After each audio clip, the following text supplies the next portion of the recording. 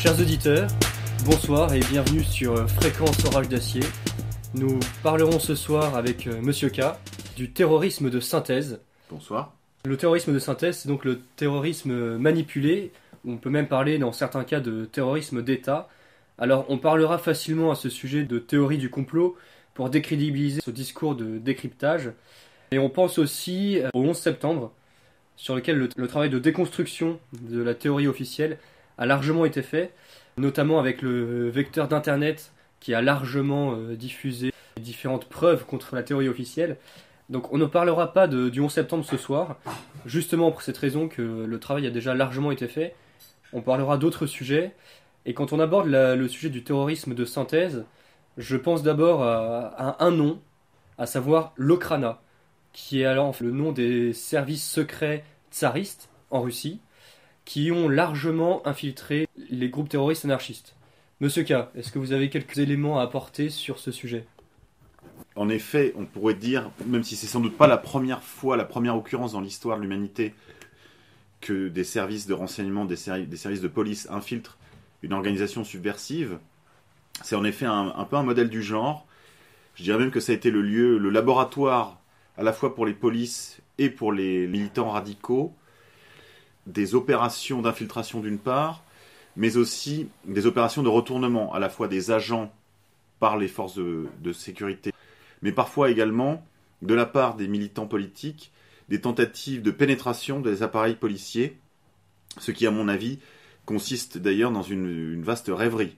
Parfois, certains militants ont pu s'illusionner sur leur capacité soit à infiltrer des agents à eux dans les forces de sécurité, soit à la possibilité de retourner des agents des forces de sécurité en leur faveur. À la fin du 19e, au début du 20e siècle, l'Okhrana est un petit peu le modèle du genre parce qu'elle est aussi très experte en la matière, parce qu'il y avait de nombreux groupes subversifs, anarchistes, socialistes révolutionnaires, plus tard des groupes bolcheviques, mencheviques, puis les groupes communistes, à proprement parler, lorsque Lénine aura pris le contrôle de la social-démocratie russe. Mais en effet, c'est un cas très intéressant parce que les services de sécurité russes étaient versés dans toutes sortes de provocations. On pense aussi aux centuries noires, des ultras du tsar qui soutenaient la politique impériale et qui eux-mêmes étaient très versés dans toutes sortes de provocations, d'infiltrations de toutes sortes. Alors l'Okhrana est peut-être la première des polices politiques, mais la police politique en tant que telle a une longue postérité. Et on peut penser à des mouvements du XXe siècle, donc plus contemporains, qui ont aussi été confrontés aux mêmes questions, qui ont aussi été mêlés à des actes terroristes, des mouvements européens, notamment l'IRA en Irlande et l'ETA, alors plus spécifiquement en Espagne, parce qu'elle est moins active en France.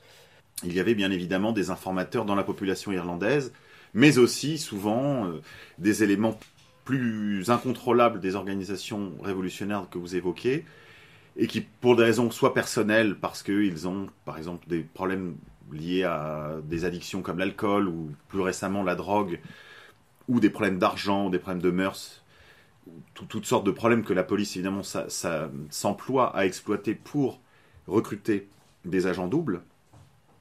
En effet, on voit, dans le cas irlandais, il y a un film d'ailleurs assez récent qui parle de l'IRA des années 70, qui s'appelle en anglais 50 Dead Men, et qui en français s'intitule La guerre de l'ombre, où on voit un jeune délinquant irlandais qui vit principalement de vol et de revente de marchandises volées dans son voisinage, recruté par les services britanniques afin d'infiltrer l'IRA, ce qu'il réussit à faire assez brillamment d'ailleurs.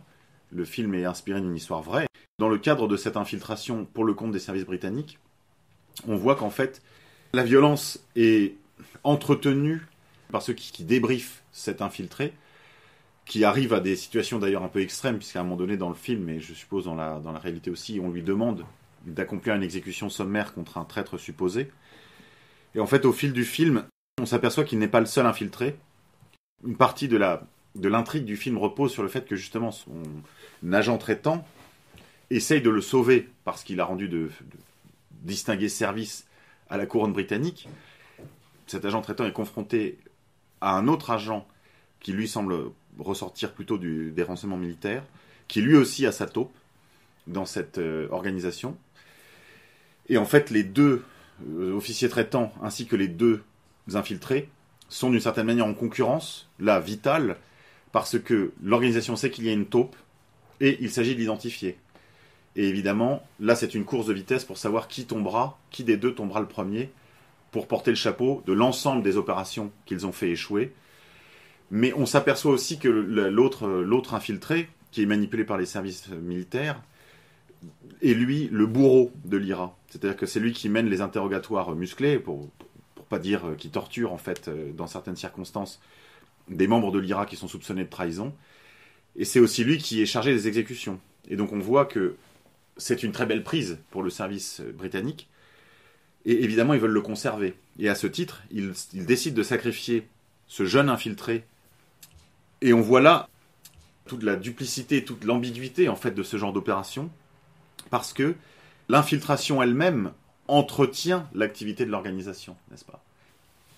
Il faudrait rentrer dans le détail des opérations qui sont menées dans cette fiction, mais enfin, par exemple, il y a un moment donné, ils se font livrer des armes par la Libye, et on voit bien qu'on pourrait arrêter la livraison d'armes très en amont, et on ne le fait pas parce que l'objectif, c'est de venir auprès des autorités britanniques avec un résultat, avec des objectifs remplis. Or, pour ça, il faut laisser les opérations se dérouler jusqu'à un certain point de maturité qui permet de briller et éventuellement d'obtenir une promotion, soit des médailles, soit une promotion, je dirais, plus financière. Et on voit bien qu'il y a une sorte d'auto-alimentation, en fait, de l'infiltration policière dans ces organisations. Cette infiltration vient seconder les opérations menées par l'organisation subversive et en réalité la maintiennent en respiration artificielle.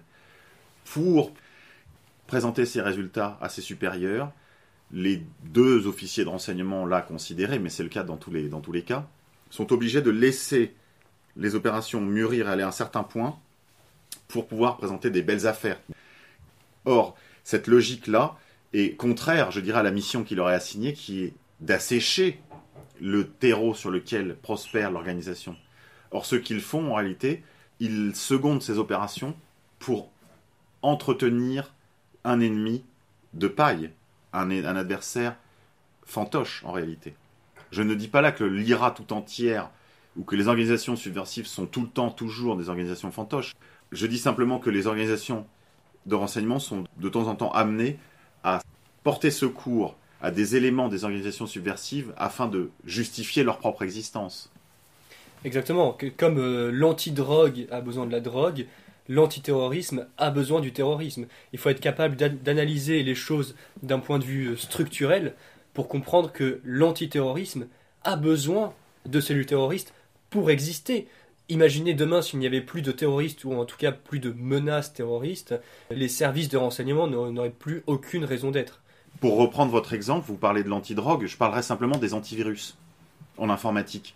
Les compagnies qui fabriquent les antivirus sont très heureuses de voir que l'industrie du virus prospère également, n'est-ce pas ? Puisqu'il faut des mises à jour, il faut entretenir votre licence, il faut la renouveler, et parfois il faut en acheter des plus puissants, parce que les virus eux aussi progressent, etc. Est-ce qu'il n'y a pas, quelque part, je dirais, une relation peut-être secrète entre ceux qui fabriquent les virus et ceux qui vendent les antivirus ? La question se pose légitimement, en tout cas.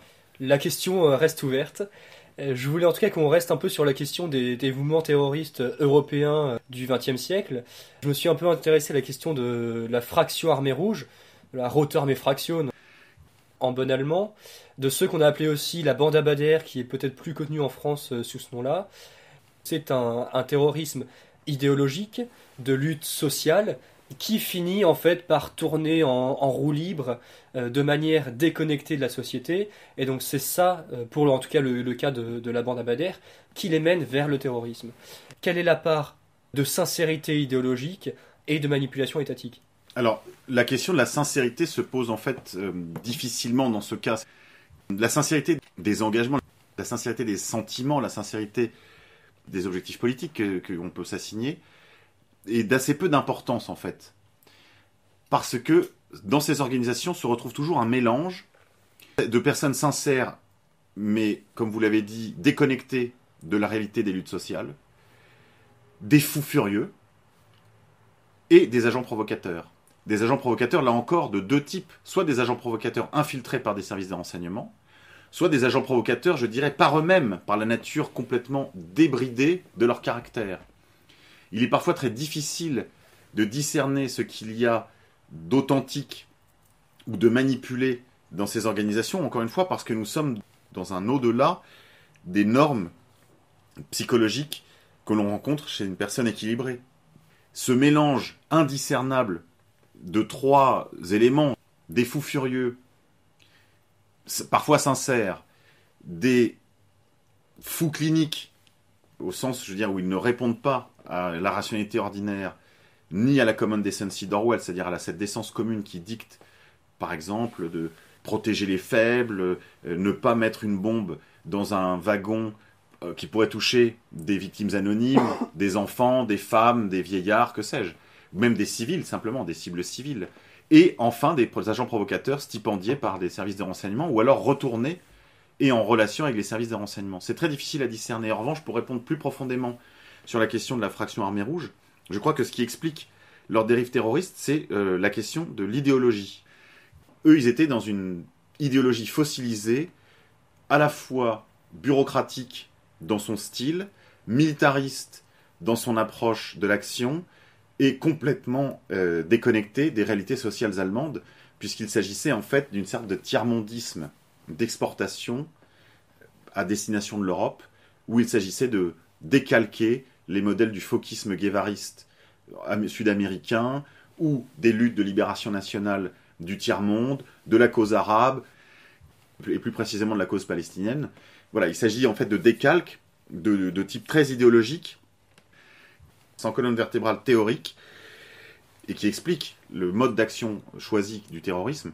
C'est une énorme déficience, d'abord, de moralité ordinaire, et une très grande déficience même intellectuelle, parce qu'on voit là se développer un mode d'action qui est complètement en décalage avec la réalité de l'Allemagne des années 60, des 70. Exactement, en fait, l'Allemagne était prospère, les Allemands ne se posaient pas ce genre de questions. Ce qui est intéressant à analyser en fait dans l'histoire de la fraction armée rouge, c'est que petit à petit, ils se sont eux-mêmes déconnectés. Ils sont d'abord tombés dans la clandestinité. Ils ont gardé justement leur schéma théorique, comme vous le disiez très bien, Monsieur K, pour finalement arriver à des actes terroristes qui n'avaient aucun sens dans la situation dans laquelle était l'Allemagne. Alors, je ne peux pas laisser ce propos sans réagir immédiatement par je dirais, un propos de caractère de portée générale. Le terrorisme est toujours un mode opératoire disqualifié dans toutes les circonstances. On va y revenir, j'expliquerai tout à l'heure pourquoi le terrorisme est un mode d'action totalement disqualifié, de manière générale, non seulement pour des raisons de morale commune, de cette décence commune dont je parlais à l'instant, mais plus profondément, un mode d'action qui est totalement disqualifié parce qu'il produit comme relation avec l'État, avec les services de renseignement d'une part, parce qu'il produit comme relation avec les masses d'autre part, avec la population, et parce qu'il produit comme effet, même dans le cas d'une victoire éventuelle. On abordera éventuellement le cas de la Chine communiste, ou de la Russie soviétique, ou de la révolution cubaine, ou de la révolution vietnamienne, si vous le voulez, pour que vous voyez, dans des cas historiques concrets, les effets très pratiques que le terrorisme a sur la constitution de la société nouvelle. Je rebondis, en effet, vous le disiez, la fraction armée rouge était complètement déconnectée de la situation sociale de l'Allemagne des années 60-70. Elle était fossilisée sur des choix idéologiques, sur des choix méthodologiques aussi, sur des approches, je dirais, opérationnelles, parce que elle s'est embarquée dans des débats sur la clandestinité et sur la lutte armée, en essayant de résoudre la question de la violence politique. La violence politique est-elle toujours illégitime ? Bien sûr que non. Il y a des situations où la violence est nécessaire. La violence, qu'est-ce que ça veut dire en l'espèce ? C'est l'usage légitime de la force contre un adversaire qui, le plus souvent, est plus fort que vous. C'est dans ce cadre-là qu'on parle de violence, parce que l'État s'est arrogé le monopole de la violence légitime. Mais en réalité, il y a des situations où vous-même, vous n'êtes pas en situation d'être l'État, et où pourtant vous exercez une force, et elle est légitime.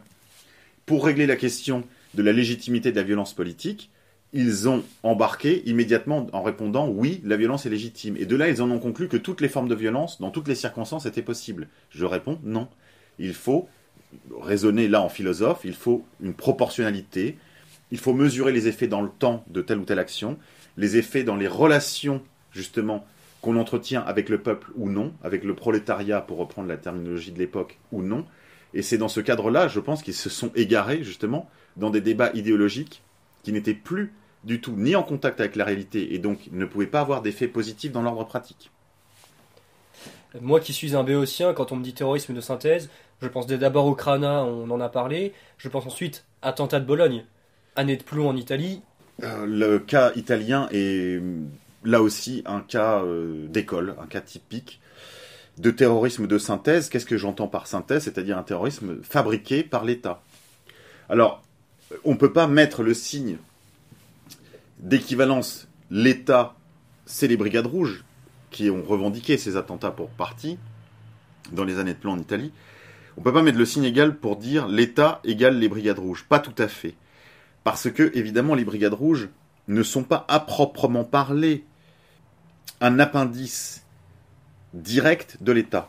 Mais enfin, pour nous éclairer sur ce sujet de l'Italie des années de plomb et du terrorisme de synthèse manipulé par l'État chrétien-démocrate des années 60-70 en Italie, je pense que le mieux, c'est de se référer à l'auteur qui fait référence en la matière, justement.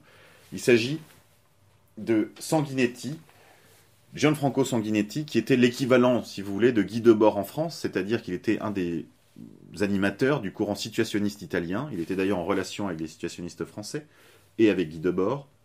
Il a écrit d'importants ouvrages, l'un qui s'intitule « Des dernières chances de sauver le capitalisme en Italie », signé d'un certain Sansor. J'en ai déjà parlé au micro de Méridien Zéro. Ce deuxième livre, très important, c'est « Du terrorisme et de l'État », sous-titré « La théorie et la pratique du terrorisme divulguée pour la première fois », avec donc une préface à l'édition française. Il faut lire ce que dit Sanguinetti de ce terrorisme de l'État. Il écrit « Aucun parmi ces grands raisonneurs en matière de terrorisme n'a jusqu'à présent formulé à ce sujet le plus simple des raisonnements. Si les fantomatiques Brigades Rouges étaient, comme on le dit, un groupement spontané de subversifs, et si ni Negri, il s'agit ici de Toni Negri, l'un des leaders de l'opéraïsme italien, un de ses principaux animateurs et intellectuels, et Piperno étaient, comme on le prétend, les chefs des Brigades Rouges. Donc si Negri et Piperno étaient, comme on le prétend, les chefs des Brigades Rouges, pourquoi donc ces astucieuses Brigades Rouges laisseraient-elles emprisonner leurs chefs, qui affirment pourtant ne pas l'être, sans même chercher à les disculper, ne serait-ce que pour les récupérer? Si au contraire, Negri et Piperno ne sont pas les chefs des Brigades Rouges, et n'en sont pas même des militants, ils auraient dû, à plus forte raison, être innocentés publiquement de ces accusations par ces hypothétiques subversifs des Brigades Rouges. Et ce, pour au moins 3 bonnes raisons.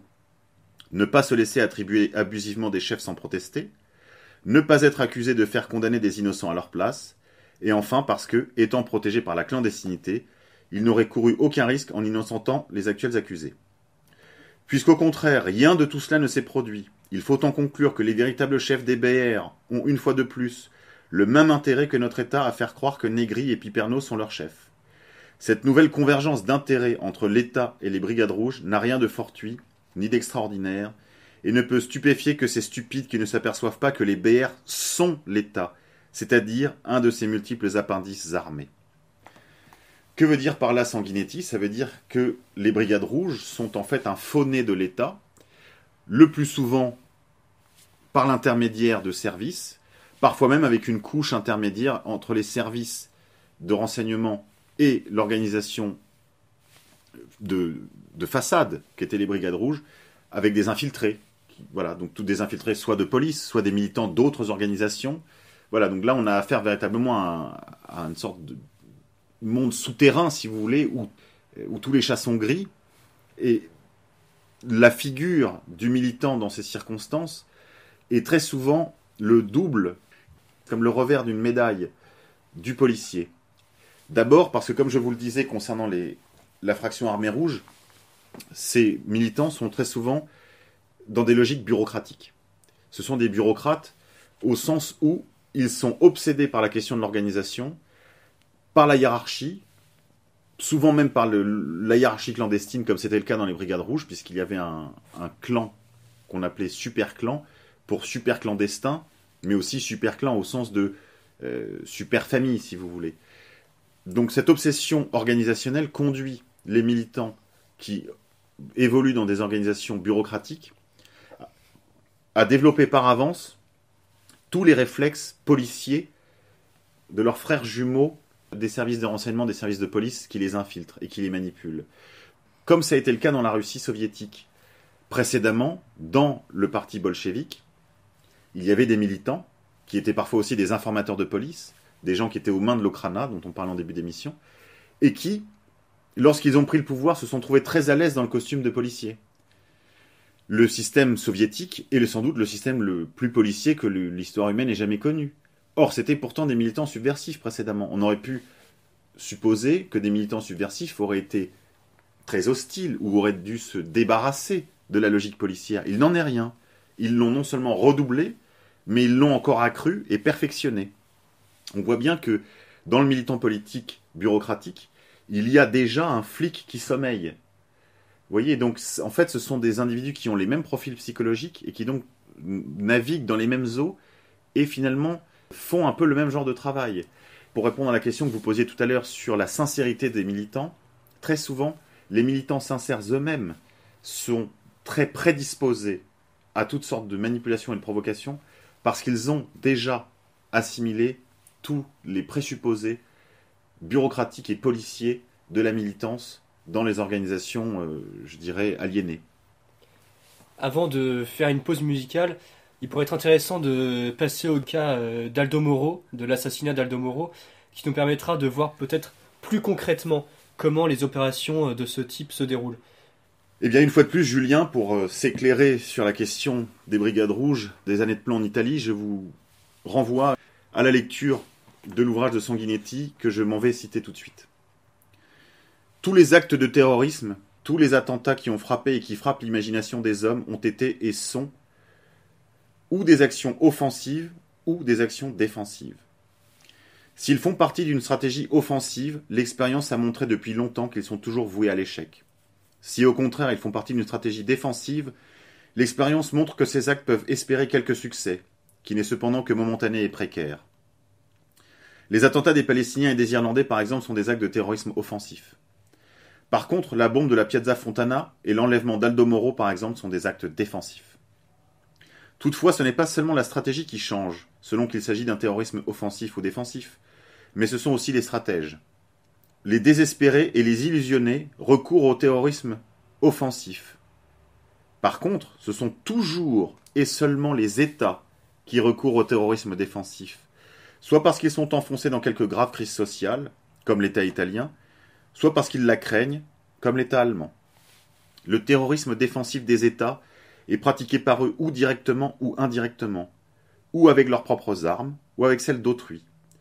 Si les États ont recours au terrorisme direct, celui-ci doit être dirigé contre la population, comme cela s'est produit par exemple avec le massacre de la Piazza Fontana, avec celui de l'Italicus et avec celui de Brescia.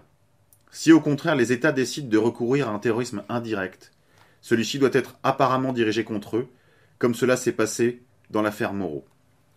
Les attentats directement réalisés par les corps détachés et par les services parallèles de l'État ne sont habituellement revendiqués par personne, mais à chaque fois imputés et attribués à tel ou tel coupable commode comme Pinelli ou Valpreda. L'expérience a prouvé que c'est là le point le plus faible d'un tel terrorisme, et ce qui en détermine l'extrême fragilité dans l'usage politique que l'on veut en faire. C'est à partir des résultats de ces mêmes expériences que les stratèges des services parallèles de l'État cherchent désormais à donner une plus grande crédibilité, ou au moins une invraisemblance moins grande à leurs propres actes, soit en les revendiquant directement par tel ou tel sigle d'un groupe fantomatique, soit même en les faisant revendiquer par un groupe clandestin existant, dont les militants sont apparemment et se croient parfois étrangers au dessein de l'appareil d'État. Merci Monsieur K, merci Sanguinetti sur le cas d'Aldo Moro. On a bien compris qu'il parlait aussi du cas d'Aldo Moro, parce que l'enlèvement d'Aldo Moro a été très rapidement revendiqué par les Brigades Rouges, et ensuite son cadavre a été retrouvé quelques jours plus tard dans une rue de Rome. Oui, alors pour ce qui concerne la mort d'Aldo Moro, il a été retrouvé via Caetani, après qu'il ait été enlevé via Fani. Il a été retrouvé dans une Renault 5, qui était garée à mi-chemin entre le siège de la démocratie chrétienne et le siège du Parti communiste italien, qui était la deuxième force politique du pays, qui à ce moment-là était en phase de rentrer au gouvernement dans ce qu'on a appelé le compromis historique. C'est-à-dire le gouvernement, depuis la fin de la Deuxième Guerre mondiale, était assuré par les démocrates chrétiens. Et à ce moment-là, les communistes devaient accéder, appuyés par Aldo Moro, qui était l'un des meneurs d'un courant puissant au sein de la démocratie chrétienne, au gouvernement. C'était le grand espoir des communistes staliniens. Et au moment où Aldo Moro devait aller devant les députés italiens pour promouvoir ce projet et le faire valider, si vous voulez, par ses soutiens, il a été enlevé, séquestré par les Brigades Rouges pendant plusieurs semaines, et enfin exécuté dans le coffre de cette voiture. Cette voiture a été trouvée à quelques pas seulement de l'entrée d'un palais de la famille Caetani, à l'époque habitée par Topazia Caetani, qui était l'épouse de celui qu'on a appelé par la suite le chef d'orchestre. Chef d'orchestre parce qu'il était chef d'orchestre de profession. Son nom est Igor Markevich. Il est d'origine juive ukrainien. Il était pendant la Deuxième Guerre mondiale l'équivalent d'un ambassadeur plénipotentiaire pour le compte de l'Angleterre et également des Russes auprès du pouvoir fasciste italien. Après-guerre, il a été l'un des parrains de la nouvelle gauche italienne, en particulier de la gauche subversive, qui était issue des rangs des partisans rouges, qui avaient fréquenté aussi d'autres groupes de partisans qu'on qualifiait de blancs, qui étaient en fait les partisans, disons, relevant plutôt du centre-gauche ou du centre démocrate chrétien dans la résistance contre le fascisme italien. Ce personnage très énigmatique de chef d'orchestre, parce que visiblement c'est lui qui pilotait à distance certaines des opérations des dites Brigades Rouges, en particulier de leur clan parisien, de ce clan clandestin dont je vous ai évoqué tout à l'heure le nom, le Super Clan, qui s'était replié quai de la Tournelle dans une école de langue qui s'appelait Hyperion. Et autour de ce personnage, en fait, on voit graviter à la fois des figures aussi sombres que Henry Kissinger, d'anciens partisans communistes des maquis qui sont dans l'entourage de la direction du Parti communiste italien, de la jet set, des artistes. Voilà, c'est un homme qui est un peu à l'aise partout, aussi bien au milieu de subversifs qu'il dirige de sa main armée d'une baguette, aussi bien que des leaders de ce monde, parfois des leaders un peu occultes de ce monde comme Henry Kissinger. Je vous peins ce tableau, je vous dépeins ce panorama pour que vous compreniez et que l'auditeur comprenne dans quel monde interlope évoluent les mouvements subversifs et comment il est aisé pour des gens qui ont ce genre de connexion d'utiliser à leur propre fin des groupes où il peut y avoir des militants sincères, on l'a dit tout à l'heure, des infiltrés, mais où le plus souvent les devantures des organisations sont en papier mâché, un peu comme dans les villages Potemkin ou dans les villages en carton qu'on voit dans Tintin au pays des soviets. Merci Monsieur K. Ce que je comprends de ce que vous me dites des Brigades Rouges, c'est que les Brigades Rouges n'existaient pas. Il n'y avait pas de Brigades Rouges en tant que groupe constitué militant. On peut dire qu'il y avait des individus qui croyaient sincèrement appartenir à une organisation nommée Brigade Rouge, mais pour vous répondre tout à fait, je reciterai ces mots de Sanguinetti qui sont d'une extrême clarté. L'État cherche désormais à donner une plus grande crédibilité en les revendiquant directement par tel ou tel sigle d'un groupe fantomatique, soit même en les faisant revendiquer par un groupe clandestin existant dont les militants sont apparemment, et se croient parfois, étrangers au dessein de l'appareil d'État. Qu'il y ait quelques individus qui se croient véritablement appartenir à une organisation ou qu'il n'y en ait pas, finalement ça ne change pas grand-chose. Sinon, la qualité du mensonge étatique derrière lequel il camoufle ses opérations de contrôle social. Alors, le cas d'Aldo Moro est un cas assez emblématique où l'on voit bien à la fois la version officielle. C'est-à-dire que c'est un membre de la démocratie chrétienne qui a été enlevé par une organisation d'extrême gauche, puis assassiné. Ça se tient, c'est crédible. Mais en fait, si on regarde les choses dans le détail, il y a plein de points qui sont extrêmement bizarres. Et c'est bien important de comprendre justement cette ambivalence entre une version officielle qui se tient et des éléments extrêmement bizarres, extrêmement troublants, qui mène en fait sur la vraie piste, même si ces faits sont très souvent camouflés. Tout à fait. Il y a par exemple dans le cas d'Aldo Moro un fait très intéressant. À un moment donné, les services de police reçoivent l'ordre de retrouver Aldo Moro. Alors ils agitent tous leurs informateurs. Et on agite le menu fretin des rues de Rome. Et une info revient. On parle de la Duchesse. Alors on envoie des équipes rechercher Aldo Moro au lac de la Duchesse, quelque part à des centaines de kilomètres de Rome, croyant qu'il a été plongé dans ce lac. Que le corps on va retrouver le corps d'Aldo Moro dans un lac sous la neige, sous la glace même. Non. La Duchessa, évidemment il y a un lac de la Duchessa, mais en fait la Duchessa dont on parle, c'est évidemment Topazia Caetani, parce que le plus probable, c'est qu'Aldo Moro n'a pas été incarcéré dans une prison du peuple, comme on le voit dans un très beau film d'ailleurs qui s'appelle Buongiorno Notte, et on ne l'a pas incarcéré dans une prison du peuple, pas même dans les planques des dites BR qui n'existent pas, comme vous le dites à raison, mais plus probablement dans un palais romain, aux mains de celui qui avait véritablement les outils conceptuels, intellectuels, pour interroger Aldo Moro, le chef d'orchestre, Igor Markevich. Et il y a un fait très étrange aussi dans l'affaire Aldo Moro, c'est le fait qu'il n'a pas un mot pour ses gardes du corps. Or, si Aldo Moro, et ça sa femme est formelle à ce sujet, avait été enlevé selon le scénario officiel, entouré de ses gardes du corps qui auraient été l'objet d'une exécution publique via Fanny, il aurait eu des mots pour eux. D'abord parce qu'il avait une foi chrétienne très sincère et profonde, il aurait eu un mot pour ses gardes du corps. Or, il semble ignorer leur mort. Pourquoi ? Le plus probable, c'est qu'Aldo Moro a été enlevé 2 fois. Je veux dire que Aldo Moro a été enlevé au petit matin par une équipe de relève de ses gardes du corps, et que la mort de ses gardes du corps était une mise en scène véritable. Je veux dire, ils sont véritablement morts, mais ils ont été exécutés afin de créer, là encore, un nuage de fumée devant un mystère, le tout emballé dans un mensonge. On va s'en tenir là pour le cas très intéressant d'Aldo Moro, et on va passer à la pause musicale. After all the way we see, I got my hands full of machine. You can just put on line, so I got some peace of mind. I can keep on crying at night, got no more shade to keep on fire. Hanging out to hear the ring,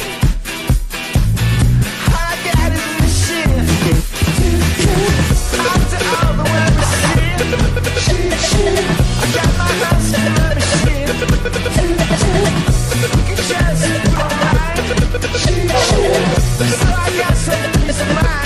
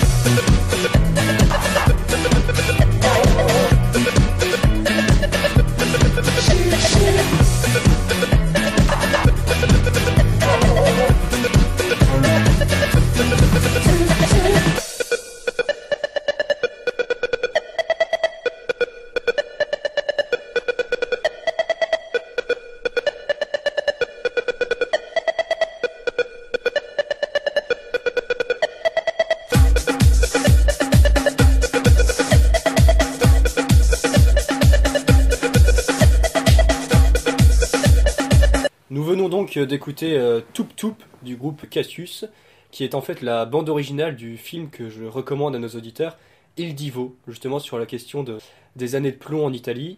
Gabriele Adinolfi a écrit un bouquin très intéressant, Monsieur K. Oui, il a écrit un livre qui est assez définitif sur la question, qui s'intitule Orchestre Rouge, aux éditions Avatar. C'est un livre qu'il a écrit à destination du public francophone, mais je dois dire que malgré le fait que l'on connaisse bien les années de plomb, en Italie, ce livre reste malgré tout une énigme. C'est vrai qu'il résout beaucoup des mystères de ces années de plomb, il remet beaucoup d'idées à l'endroit, il rectifie beaucoup d'idées préconçues, de préjugés sur ces années de plomb, en particulier sur le rôle qu'aurait joué la droite radicale italienne. C'est quand même un sujet très ardu, et donc je recommande à nos auditeurs de le lire avec soin, afin de comprendre ce qui s'est passé alors, mais même si c'est intéressant à titre documentaire, Julien, le plus important dans la lecture de cet ouvrage, c'est de comprendre ce qui se passera demain. Parce que comme le dit assez justement Michel Drac dans l'avant-propos qu'il a donné à cet ouvrage, c'est intéressant de connaître le passé, mais c'est surtout utile pour comprendre quel avenir on nous réserve. Parce que je ne crois pas que nous en ayons fini avec le terrorisme de synthèse, ni avec les stratégies dites de l'attention que Adinolfi décrypte avec beaucoup de talent dans cet ouvrage, comme il l'avait fait précédemment d'ailleurs dans Nos belles années de plomb. Voici donc pour la présentation du livre de Gabriele Adinolfi. On a parlé de l'implication des États dans les actes de terrorisme. Il est important pour nos auditeurs de bien comprendre que les choses ne sont pas simples, et ne sont pas aussi simples que l'implication directe de l'État, des services, dans les actes de terrorisme. Les actes de terrorisme sont souvent en fait le fruit de guerres de police, de guerres de police de renseignement, parce que tous les États ont plusieurs services de renseignement, et donc souvent, en fait, les actes de terrorisme sont le fruit de luttes, d'opposition entre ces différents services, qui veulent chacun justifier leur propre existence. Ça peut être le moyen de griller un indicateur, de griller l'infiltré du service adverse dans la cellule terroriste ou en tout cas activiste qui nous intéresse ou que l'on veut faire tomber. Il n'y a pas l'État qui pose des actes de terrorisme. C'est une nébuleuse. On parle de services souterrains, de l'État profond qui n'est jamais monolithique. C'est d'ailleurs pour ça que les choses sont si embrouillées, parce que très souvent, tel service va nous donner une indication sur l'action de tel autre, mais de manière cryptée, parce que ça s'adresse à un public averti, principalement en fait aux décideurs politiques. Je pense à un cas justement pendant les années de plomb en Italie, où certains services vont, en particulier les services de renseignement militaire, vont envoyer des signaux à d'autres services pour leur faire comprendre qu'ils ont bien compris de quoi il s'agissait. Je pense en particulier au rôle que les Français ont joué dans ces terribles années noires en Italie. Les services français ont joué un rôle véritablement de déstabilisation. Il faut dire que l'Italie à l'époque était devenue le terrain de jeu des services étrangers, aussi bien français qu'anglais, américains, israéliens, russes ou d'autres nations d'Europe de l'Est, soviéto-satellites. Et pour revenir à ce que vous disiez sur ce monde interlope, ce monde où tous les chats sont gris, je renvoie les auditeurs à un très beau film qui s'intitule El Lobo, qui se déroule dans le cadre de l'ETA avec un Maurice Benguigui, comment s'appelle-t-il de son nom de scène d'ailleurs, ce chanteur de charme pour jeunes filles en émoi, mais si, le joueur de poker, Julien, vous ne connaissez que lui. Patrick Bruel. Patrick Bruel. On voit un Patrick Bruel incarnant un leader état basque espagnol vraiment très intéressant, enfin très très bien joué, très bien incarné. Et bien dans ce film, il y a une scène où un infiltré des services espagnols, au plus profond de la direction de l'ETA, basque lui-même, vient voir ses agents traitants et leur dit « C'est bon, si on agit maintenant, on peut faire tomber la direction de l'ETA et en finir une fois pour toutes. » Que lui répond son agent traitant, qui est un fasciste très certainement? On est en pleine transition, le gouvernement démocratique doit avoir besoin de nous. Que fera-t-on si on fait tomber la tête de l'ETA? Que fera-t-on demain? On enfile des perles? Eh ben non. Et donc on va laisser la direction finalement très affaiblie mais on va la laisser se refaire une santé pour pouvoir continuer et remettre une pièce dans le bastringue et repayer un tour de manège. C'est ça, cette logique dont on a parlé en début d'émission et que vous rappeliez, Julien. C'est les services de renseignement font une danse, une valse avec les organisations subversives qui pratiquent le terrorisme. Et on peut dire que si les Brigades Rouges ne sont pas l'État, on peut dire que le terrorisme est toujours l'État, à tout le moins que le terrorisme profite toujours à l'État. On peut maintenant s'intéresser à l'intérêt politique qu'ont les États à jouer justement le jeu du terrorisme. Et c'est un jeu qui a très bien joué l'Angleterre, avec notamment le cas de l'Inde, Monsieur K. Absolument. Là, dans le cadre de la partition de l'Inde, il y a eu toutes sortes d'opérations, je dirais, subversives, de déstabilisation et même d'assassinats politiques, puisque Gandhi, par exemple, a été victime d'un extrémiste hindou. Enfin, c'est comme ça qu'on présente la chose, en tout cas. Le plus probable, c'est qu'il a été victime, en fait, des services anglais, qui avaient besoin, une fois l'indépendance des Indes acquise, d'un sous-continent indien morcelé, divisé. C'est le vieil adage britannique pour dominer le monde. Diviser pour mieux régner. Divide per impera. Et cette logique de la division est très bien servie par les opérations terroristes. D'abord parce que le terrorisme est une chose très clivante. Elle commence déjà par cliver l'organisation subversive elle-même. On le voit dans le cadre de l'ETA ou de l'IRA. Il y a toujours des discussions entre la branche politique et la branche militaire pour savoir si il est opportun ou inopportun de continuer la lutte armée. Ou de la commencer. Voilà. Ça, c'est une contradiction de toutes les organisations subversives qui ont des activités militaires. C'est la place et la subordination que doivent avoir les activités militaires par rapport à la direction politique. Ça, c'est la première chose. Elle a tendance à diviser les subversifs auxquels on a affaire. Ensuite, il est très facile de discréditer n'importe quelle cause en créant un groupe de synthèse qui ressemble à s'y méprendre au groupe authentique que l'on combat et à lui faire faire des activités véritablement ignobles comme le terrorisme, justement. Et c'est là qu'on voit que le terrorisme, même s'il apparaît être le pire ennemi de l'État, il est le plus souvent son principal secours. Guy Debord disait « Le capitalisme veut être jugé non pas à ses résultats, mais à ses ennemis ». Et c'est dans ce cadre-là qu'il faut comprendre la promotion de la guerre au terrorisme qui a commencé avec les attentats de 2001. La guerre au terrorisme qu'a lancé Bush et qui depuis ne cesse de se poursuivre et avec des organisations toujours plus hype. Hein. Après Al-Qaïda, on a eu Daesh. Toujours plus monstrueuse, toujours plus menaçante. Absolument, et toujours plus barbare. Est-ce que les activistes d'Al-Qaïda brutalisaient des animaux, découpaient des gens avec des couteaux de cuisine ou des cuillères à pamplemousse sur le bord de la route? Non. Peut-être, mais on n'en parlait pas. Voilà, c'est-à-dire que maintenant, on assiste vraiment à des scènes véritablement horrifiantes. Je dis pas que le terrorisme avait un visage plus avenant, mais je veux dire, il avait un visage moins caricatural. Et c'est à se demander si il ne s'agit pas tout simplement de gens avec des panoplies, je veux dire avec des fausses barbes. S'il suffit d'avoir une grande barbe, un petit chapeau et un couteau de cuisine pour être un militant de Daesh, eh ben ça va pas être compliqué pour les services de nous faire avaler n'importe quoi. Or, je m'étonne de la naïveté de nos contemporains qui marchent dans la combine de Daesh. Je donnerai 3 éléments qui, selon moi, prouvent que c'est une organisation de synthèse.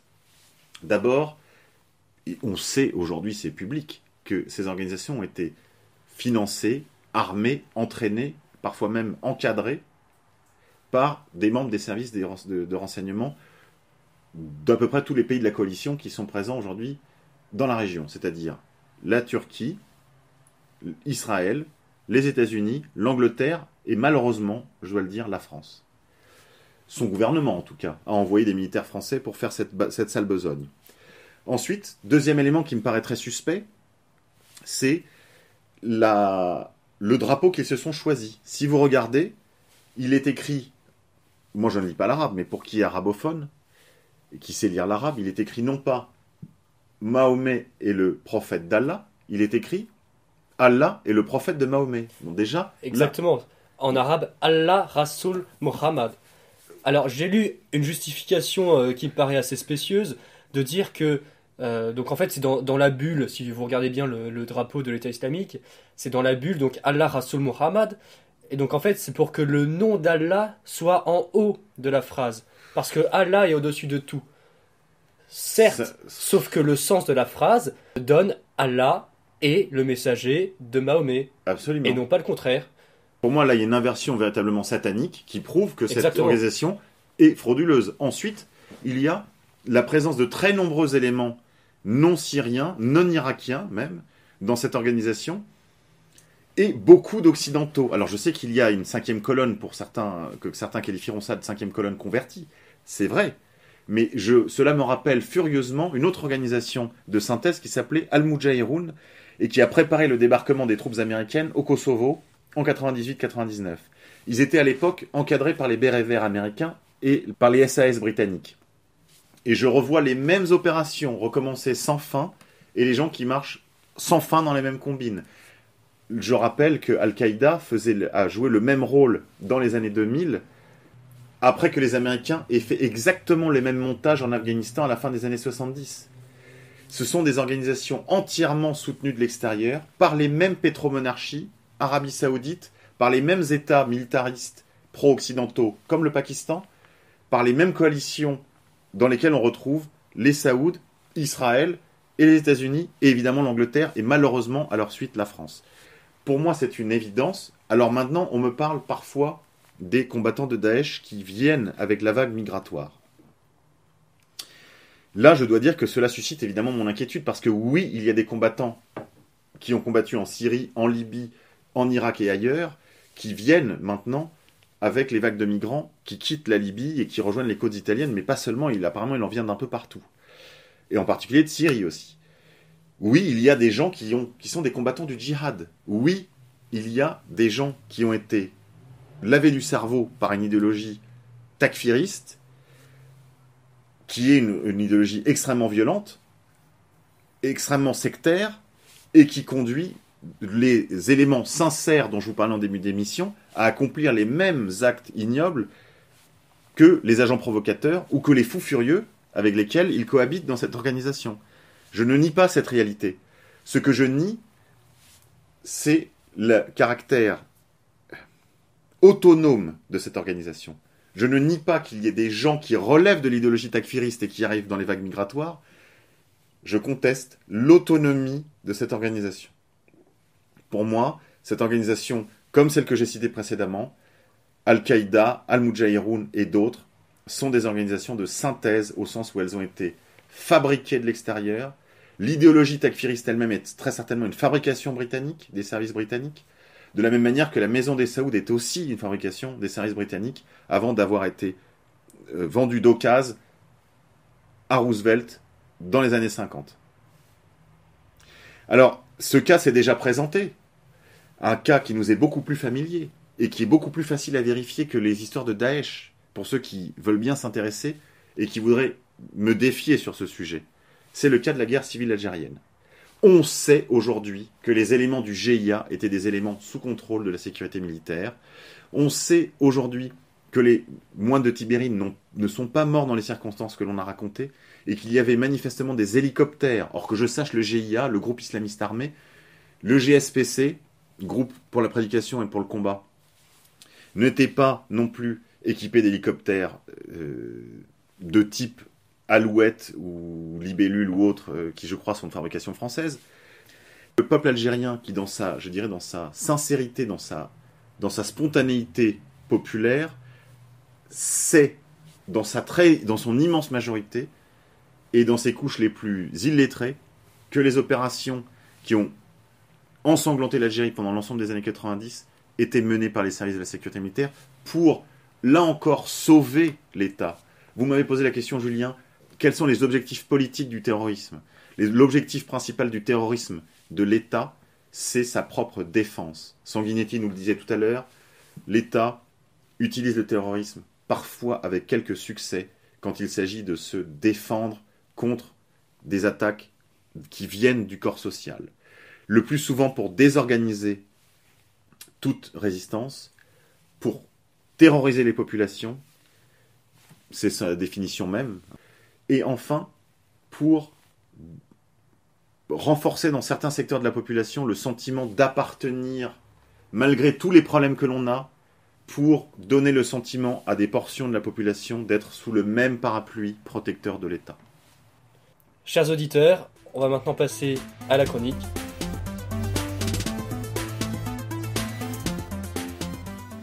Chers auditeurs de Fréquence Orage d'Acier, je poursuis aujourd'hui ma galerie de héros français. J'évoquerai la figure d'Ernest Psicari. Il est le petit-fils d'Ernest Renan, pour l'anecdote. Il est à la fois soldat, servant dans les troupes coloniales, et écrivain. Mais avant qu'il s'engage, il lui arrive une bien triste aventure. Il tombe en effet amoureux de la sœur de Jacques Maritain, Jeanne, alors qu'il n'a que 19 ans et elle 26. Elle le quitte le jour même de leur mariage pour partir avec un autre homme. 2 fois, il cherche à se suicider, d'abord par overdose, et alors sauvé par Maurice Reclus, puis avec un revolver, et c'est le même Maurice Reclus qui le sauve à nouveau. Il a fait une licence de philosophie à la Sorbonne, au cours de laquelle il publie plusieurs poèmes symbolistes. Il a fréquenté une bonne partie des intellectuels de l'époque, Jacques Maritain, qu'il a rencontré durant son baccalauréat à Henri IV, mais aussi Charles Péguy ou Henri Massis, qu'il rencontre juste avant son départ pour l'Afrique. Il a en effet choisi pour son service militaire le 51e régiment d'infanterie à Beauvais, mais assez vite il s'ennuie de la vie de garnison en métropole et arrange son transfert dans les troupes coloniales. Il passe donc d'abord 1 an au Congo. À son retour en France, il en tire un récit, Terre de soleil et de sommeil. C'est à ce moment-là, à son retour en France, qu'il rejette l'antimilitarisme et rejoint le nationalisme. Il entame alors une correspondance avec Maurice Barrès, s'intéresse à l'action française et aux écrits de Charles Maurras. Après être passé par l'école militaire d'artillerie de Versailles, il repart en Afrique, cette fois en Mauritanie où il restera 3 ans. À son retour en 1913, c'est L'Appel des armes qu'il publie. L'Appel des armes devient très vite le bréviaire de la jeunesse nationaliste de l'époque. Contre le déclin moral et l'humanitarisme pacifiste, Ernest Psicari prône les idéaux de dévouement et de grandeur. De retour dans sa garnison à Cherbourg, il se consacre alors à l'écriture du magnifique Voyage du Centurion. Le Voyage du Centurion, c'est un récit autobiographique qui relate son expérience de terrain et son parcours spirituel et sa conversion au catholicisme. Il s'est en effet converti, donc vers la fin de sa vie, sous l'influence de Jacques Maritain et d'Humbert Clérissac, un dominicain. Le Voyage du Centurion a été publié en 1916, à titre posthume. La guerre va emporter Ernest Psicari, comme une grande partie de la fine fleur de la jeunesse. En 1914, Ernest Psicari est lieutenant au 2e régiment d'artillerie coloniale. Il tombe le 22 août 1914 à Rossignol, sur le sol belge, au cours de la bataille des frontières. Les artilleurs français se retrouvent pris entre la rivière Semois et les troupes allemandes. Ils combattent jusqu'au dernier. Pour ne rien laisser aux mains de l'ennemi, ils font exploser leurs dernières munitions, neutralisent les canons et tuent les chevaux. Je conclurai cette chronique sur cette citation d'Ernest Psicari. « Dès que l'on fait un pas hors de la médiocrité, l'on est sauvé. »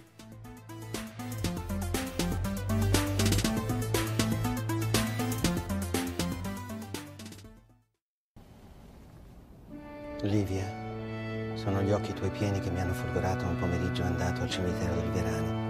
Si passeggiava e io scesi quel luogo singolare per chiederti in sposa, ti ricordi? Sì, lo so, ti ricordi, gli occhi tuoi pieni e puliti e incantati non sapevano, non sanno e non sapranno, non hanno idea. Non hanno idea delle malefatte che il potere deve commettere per assicurare il benessere e lo sviluppo del paese. Per troppi anni il potere sono stato io, la mostruosa e inconfessabile contraddizione, perpetuare il male per garantire il bene. La contraddizione mostruosa che fa di me un uomo cinico e indecifrabile anche per te. Gli occhi tuoi pieni e puliti e incantati non sanno la responsabilità. La responsabilità diretta o indiretta per tutte le stragi avvenute in Italia dal 1969 al 1984 e che hanno avuto per la precisione 236 morti e 817 feriti. A tutti i familiari delle vittime io dico sì, confesso. Confesso, è stato anche per mia colpa, per mia grandissima colpa. Questo dico anche se non serve. Lo stragismo per destabilizzare il paese, provocare terrore per isolare le parti politiche estreme e rafforzare i partiti di centro come la Democrazia Cristiana, l'hanno definita strategia della tensione. Sarebbe più corretto dire strategia della sopravvivenza. Roberto, Michele, Giorgio, Carlo Alberto, Giovanni, Mino, il caro Aldo per vocazione o per necessità, ma tutti irriducibili amanti amanti della verità, tutte bombe pronte ad esplodere che sono state disinnescate col silenzio finale, tutti a pensare che la verità sia una cosa giusta e invece è la fine del mondo, e noi non possiamo consentire la fine del mondo in nome di una cosa giusta. Abbiamo un mandato noi, un mandato divino, bisogna amare così tanto Dio per capire quanto sia necessario il male per avere il bene. Questo Dio lo sa e lo so anch'io.